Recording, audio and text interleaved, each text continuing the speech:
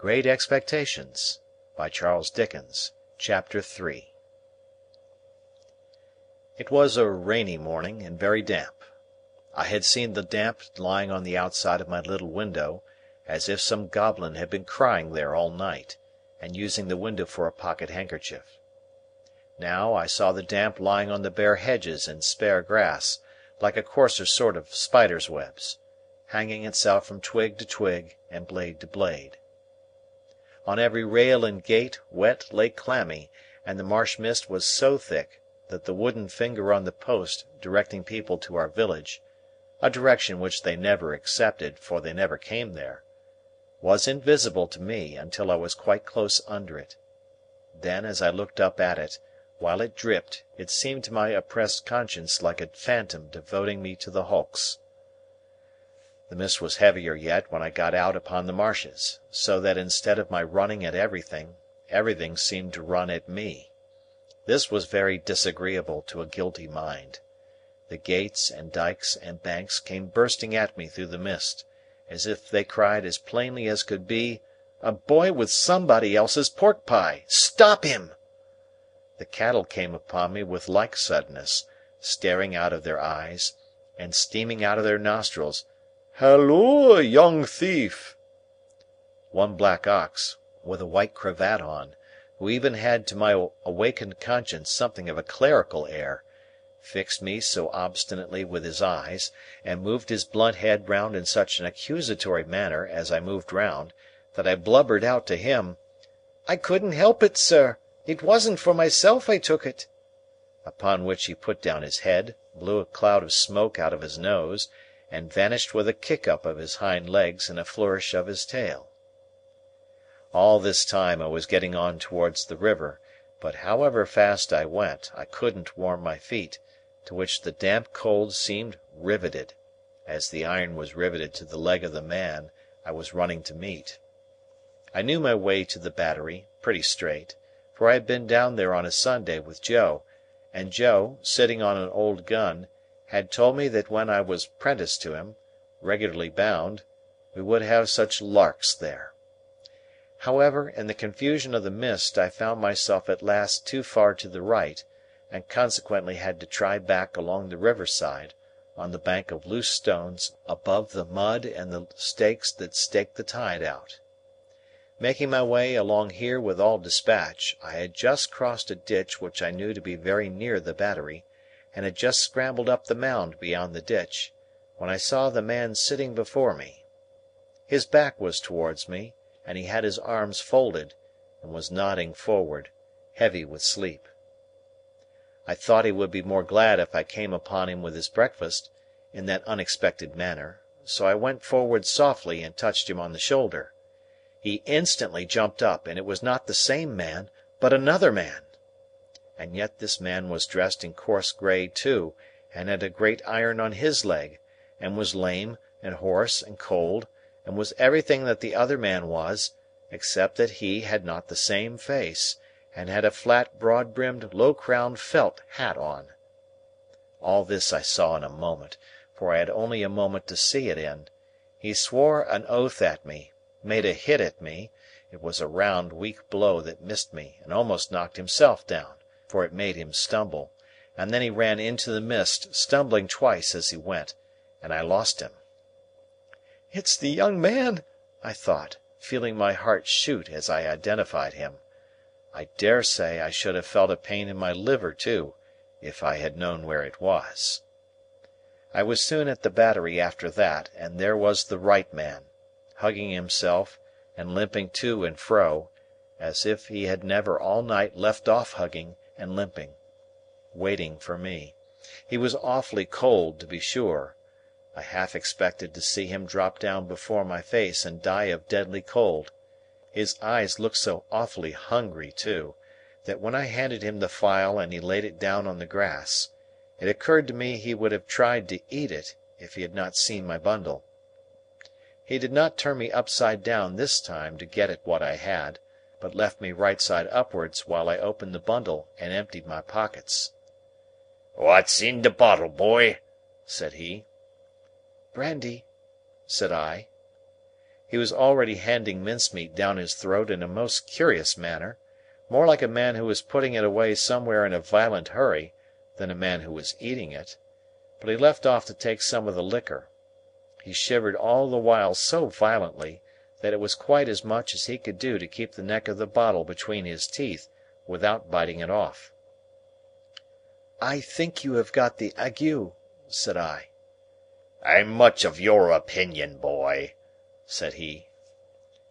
"It's bad about here," I told him. "You've been lying out on the meshes, and they're dreadful aguish. Rheumatic too." "I'll eat my breakfast afore they're the death of me," said he. "I'd do that, if I was going to be strung up to that there gallows as there is over there, directly afterwards. I'll beat the shivers so far, I'll bet you." He was gobbling mincemeat, meat bone, bread, cheese, and pork pie, all at once, staring distrustfully while he did so at the mist all around us, and often stopping, even stopping his jaws, to listen. Some real or fancied sound, some clink upon the river or breathing of beast upon the marsh, now gave him a start, and he said suddenly, "You're not a deceiving imp? You brought no one with you?" "No, sir, no." "Nor give no one the office to follow you?" "No." "Well," said he, "I believe you. You'd be but a fierce young hound indeed, if at your time of life you could help to hunt a wretched varmint hunted as near death and dunghill as this poor wretched varmint is." Something clicked in his throat, as if he had works in him like a clock, and was going to strike, and he smeared his ragged rough sleeve over his eyes. Pitying his desolation, and watching him as he gradually settled down upon the pie, I made bold to say, "I'm glad you enjoy it." "Did you speak?" "I said I was glad you enjoyed it." "Thank'ee, my boy, I do." I had often watched a large dog of ours eating his food, and I now noticed a decided similarity between the dog's way of eating and the man's. The man took strong, sharp, sudden bites, just like the dog. He swallowed, or rather snapped up, every mouthful, too soon and too fast, and he looked sideways here and there while he ate, as if he thought there was danger in every direction of somebody's coming to take the pie away. He was altogether too unsettled in his mind over it, to appreciate it comfortably, I thought, or to have anybody to dine with him, without making a chop with his jaws at the visitor. In all of which particulars he was very like the dog. "I am afraid you won't leave any of it for him," said I timidly, after a silence during which I had hesitated as to the politeness of making the remark. "There's no more to be got where that came from." It was the certainty of this fact that impelled me to offer the hint. "Leave any for him? Who's him?" said my friend, stopping in his crunching of pie crust. "The young man that you spoke of, that was hid with you." "Oh, ah!" he returned, with something like a gruff laugh. "Him!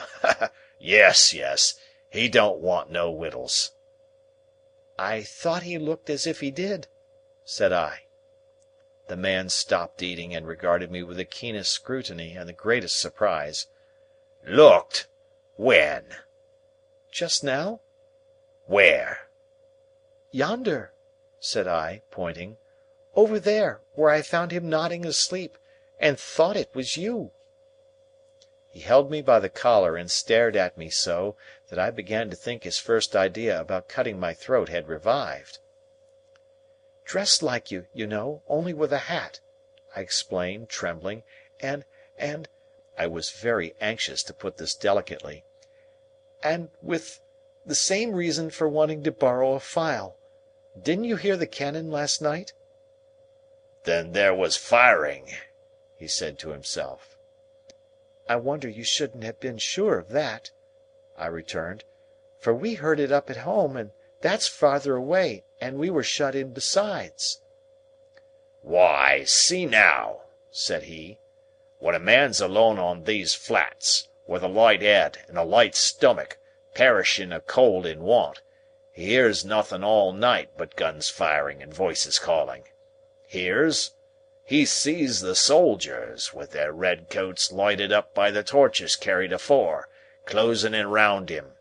Hears his number called, hears himself challenged, hears the rattle of the muskets, hears the orders 'Make ready! Present! Cover him steady, men!' and is laid hands on. And there's nothin'. Why, if I see one pursuin' party last night, comin' up in order, damn 'em, with their tramp, tramp, I see 100. And as to firing, why, I see the mist shake with the cannon, arter it with broad day. But this man," he had said all the rest, as if he had forgotten my being there, "did you notice anything in him?" "He had a badly bruised face," said I, recalling what I hardly knew I knew. "Not here!" exclaimed the man, striking his left cheek mercilessly with the flat of his hand. "Yes, there." "Where is he?" He crammed what little food was left into the breast of his grey jacket. "Show me the way he went. I'll pull him down like a bloodhound. Curse this iron on my sore leg. Give us hold of the file, boy." I indicated in what direction the mist had shrouded the other man, and he looked up at it for an instant; but he was down on the rank wet grass, filing at his iron like a madman, and not minding me or minding his own leg, which had an old chafe upon it and was bloody, but which he handled as roughly as if it had no more feeling in it than the file. I was very much afraid of him again, now that he had worked himself into this fierce hurry, and I was likewise very much afraid of keeping away from home any longer. I told him I must go, but he took no notice, so I thought the best thing I could do was to slip off. The last I saw of him, his head was bent over his knee, and he was working hard at his fetter, muttering impatient imprecations at it and at his leg. The last I heard of him, I stopped in the mist to listen, and the file was still going. End of chapter.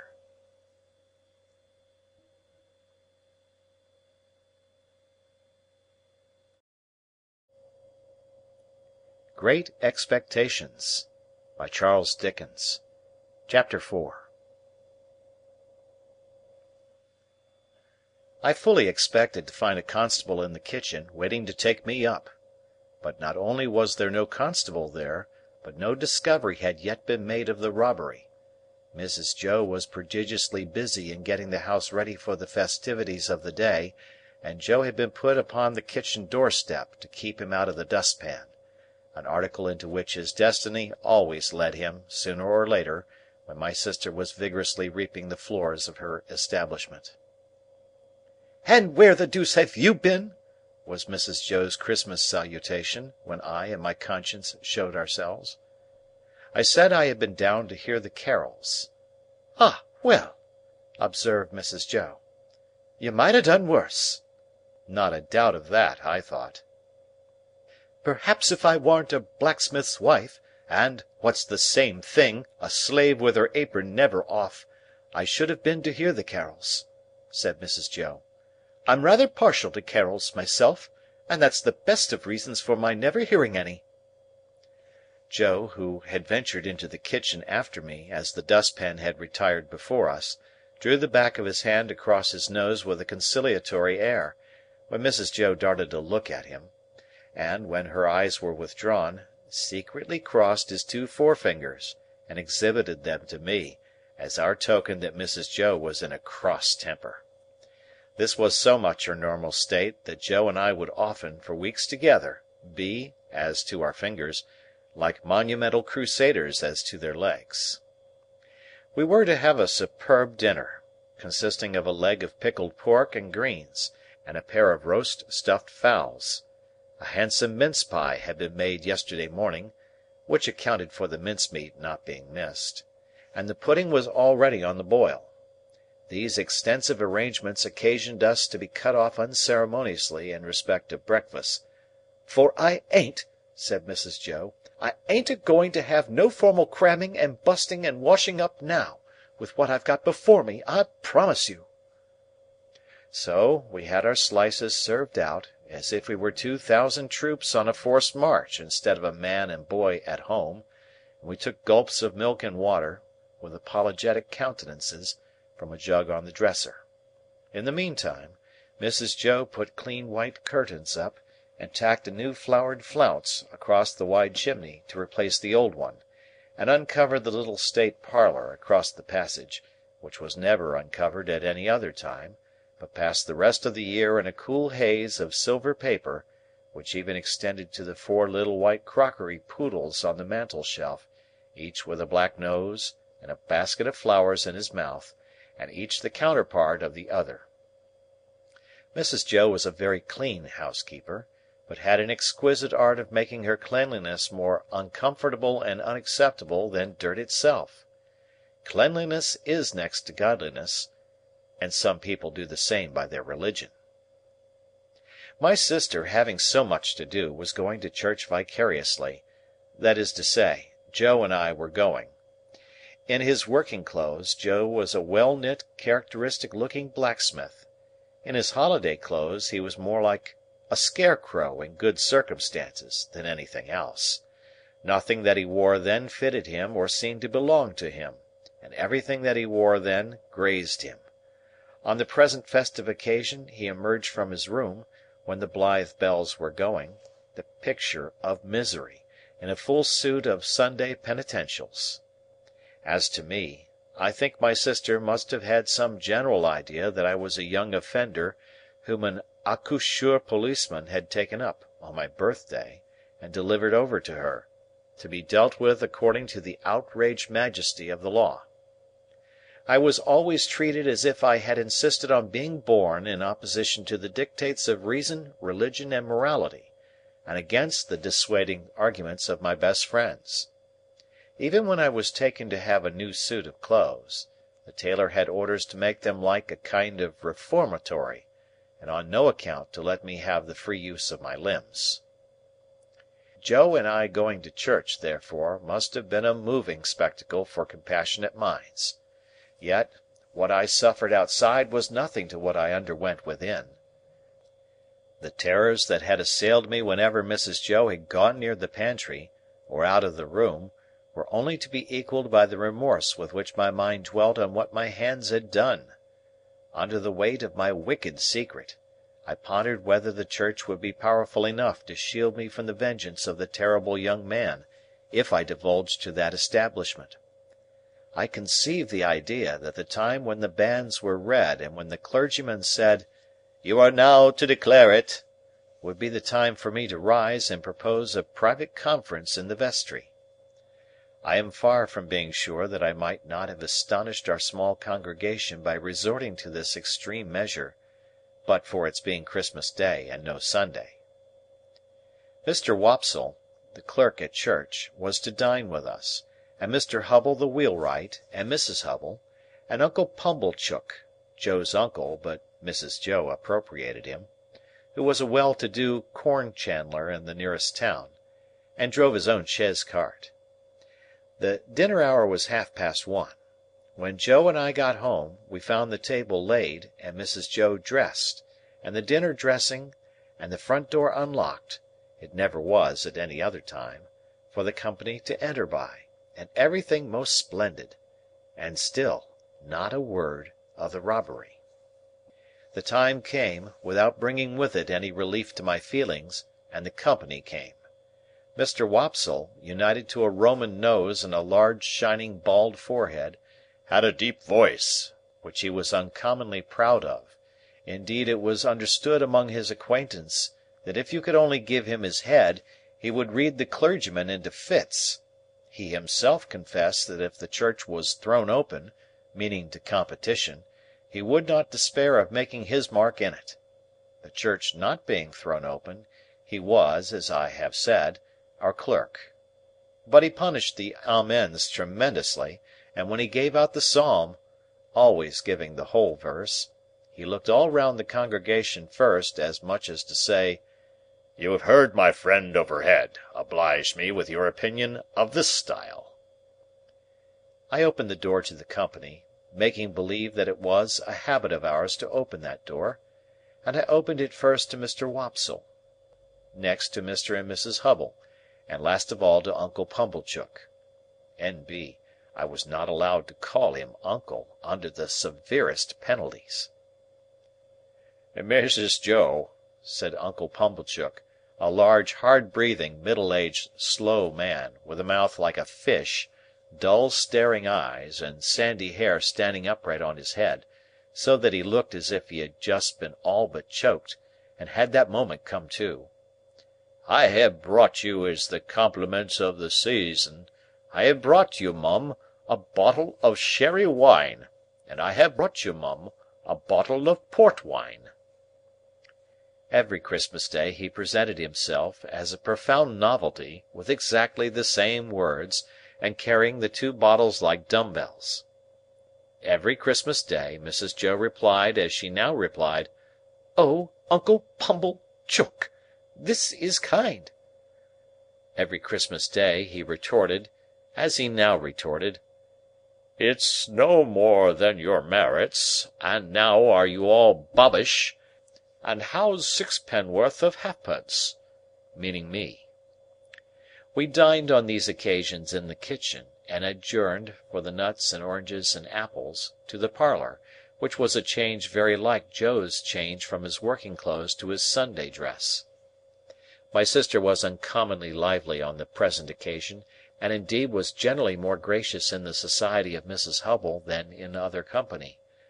I remember Mrs. Hubble as a little curly, sharp-edged person in sky blue, who held a conventionally juvenile position, because she had married Mr. Hubble, I don't know at what remote period, when she was much younger than he.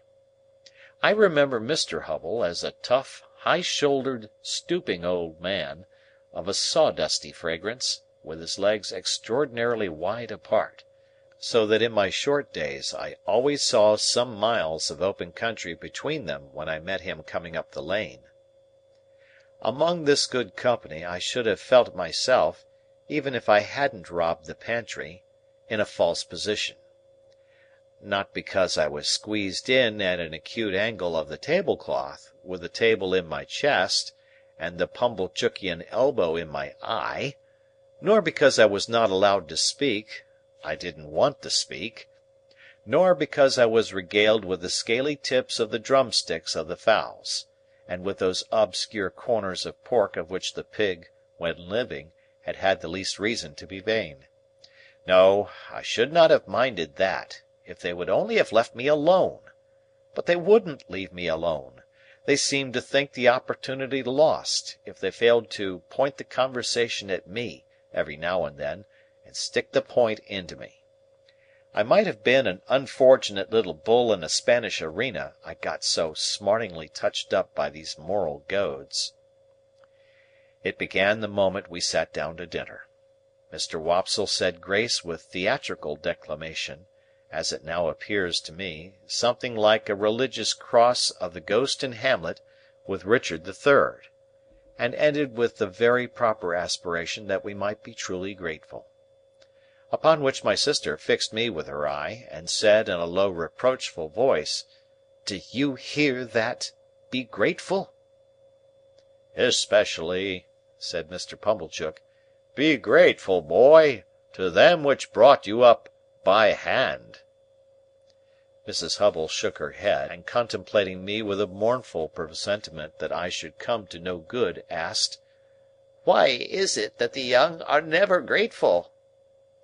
This moral mystery seemed too much for the company, until Mr. Hubble tersely solved it by saying, "Naturally vicious." Everybody then murmured, "True," and looked at me in a particularly unpleasant and personal manner. Joe's station and influence were something feebler, if possible, when there was company than when there was none. But he always aided and comforted me when he could, in some way of his own, and he always did so at dinner-time by giving me gravy, if there were any. There being plenty of gravy to-day, Joe spooned into my plate, at this point, about half a pint. A little later on in the dinner, Mr. Wopsle reviewed the sermon with some severity, and intimated, in the usual hypothetical case of the church being thrown open, what kind of sermon he would have given them. After favouring them with some heads of that discourse, he remarked that he considered the subject of the day's homily ill chosen, which was the less excusable, he added, when there were so many subjects going about. "True again," said Uncle Pumblechook. "You've hit it, sir. Plenty of subjects going about, for them that know how to put salt upon their tales. That's what's wanted. A man needn't go far to find a subject, if he's ready with his salt-box."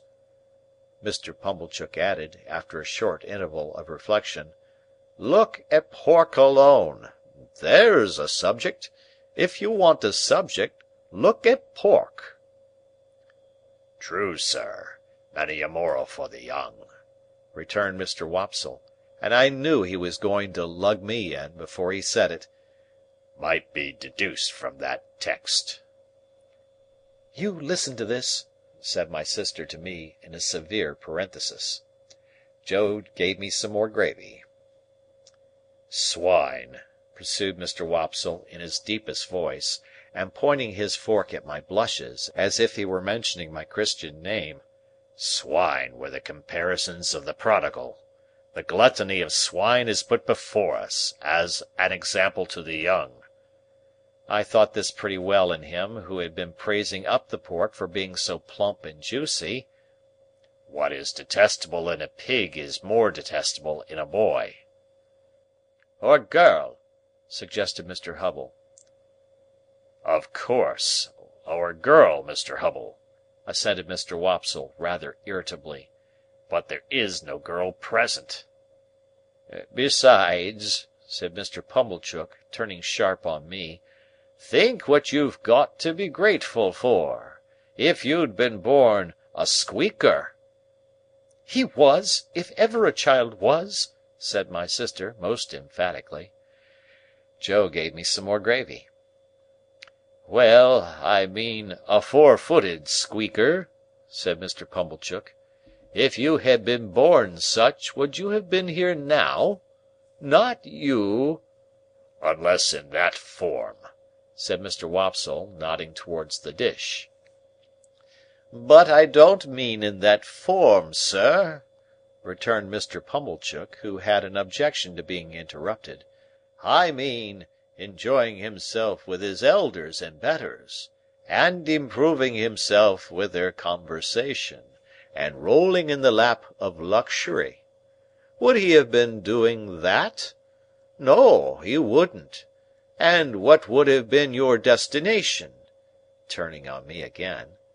"You would have been disposed of for so many shillings, according to the market price of the article, and Dunstable the butcher would have come up to you as you lay in your straw, and he would have whipped you under his left arm, and with his right he would have tucked up his frock to get a penknife from out of his waistcoat pocket, and he would have shed your blood, and had your life. No bringing up by hand then, not a bit of it." Joe offered me more gravy, which I was afraid to take. "He was a world of trouble to you, ma'am," said Mrs. Hubble, commiserating my sister. "Trouble!" echoed my sister. "Trouble!" and then entered on a fearful catalogue of all the illnesses I had been guilty of, and all the acts of sleeplessness I had committed, and all the high places I had tumbled from, and all the low places I had tumbled into, and all the injuries I had done myself, and all the times she had wished me in my grave, and I had contumaciously refused to go there. I think the Romans must have aggravated one another very much with their noses. Perhaps they became the restless people they were in consequence. Anyhow, Mr. Wopsle's Roman nose so aggravated me, during the recital of my misdemeanours, that I should have liked to pull it until he howled. But, all I had endured up to this time was nothing in comparison with the awful feelings that took possession of me, when the pause was broken which ensued upon my sister's recital, and in which pause everybody had looked at me, as I felt painfully conscious, with indignation and abhorrence. "Yet," said Mr. Pumblechook, leading the company gently back to the theme from which they had strayed. "Pork, regarded as biled, is rich too, ain't it?" "Have a little brandy, uncle," said my sister. Oh, heavens, it had come at last! He would find it was weak. He would say it was weak, and I was lost. I held tight to the leg of the table under the cloth, with both hands, and awaited my fate. My sister went for the stone bottle, came back with the stone bottle, and poured his brandy out, no one else taking any. The wretched man trifled with his glass, took it up, looked at it through the light, put it down, prolonged my misery. All this time Mrs. Joe and Joe were briskly clearing the table for the pie and pudding. I couldn't keep my eyes off him. Always holding tight by the leg of the table with my hands and feet, I saw the miserable creature finger his glass playfully, take it up, smile, throw his head back, and drink the brandy off. Instantly afterwards, the company were seized with unspeakable consternation, owing to his springing to his feet, turning round several times in an appalling spasmodic whooping cough dance, and rushing out at the door.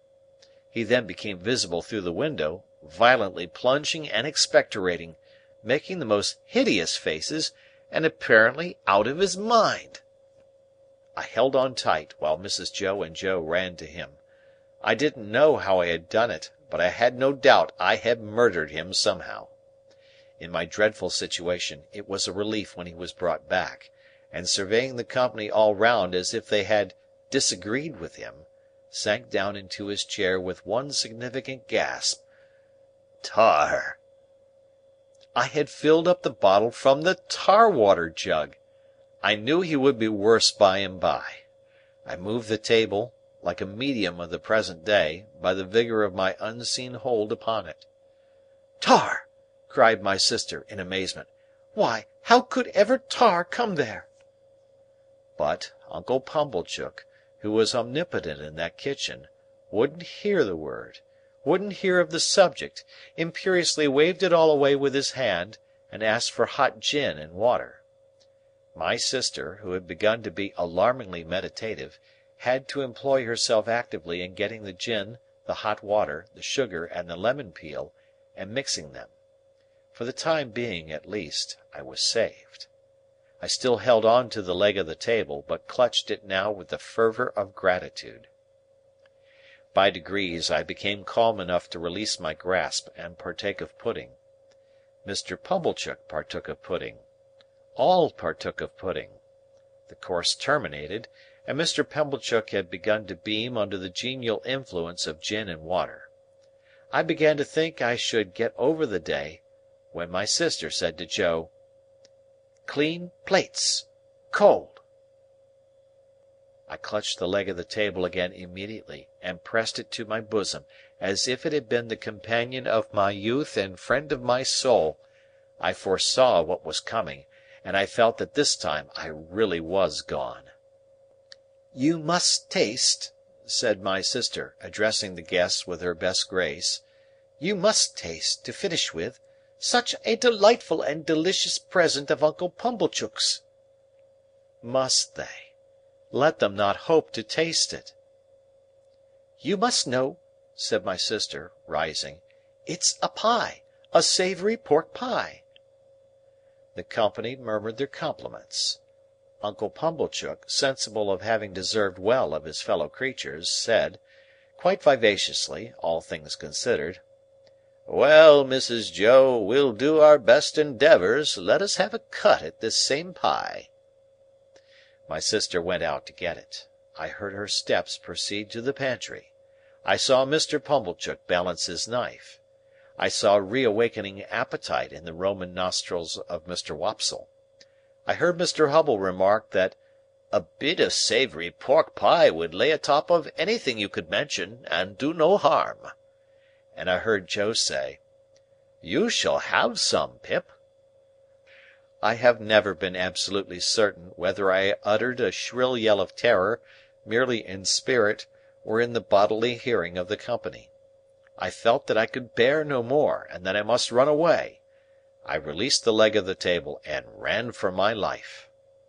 But I ran no farther than the house door, for there I ran head foremost into a party of soldiers with their muskets, one of whom held out a pair of handcuffs to me, saying, "Here you are! Look sharp! Come on!" Chapter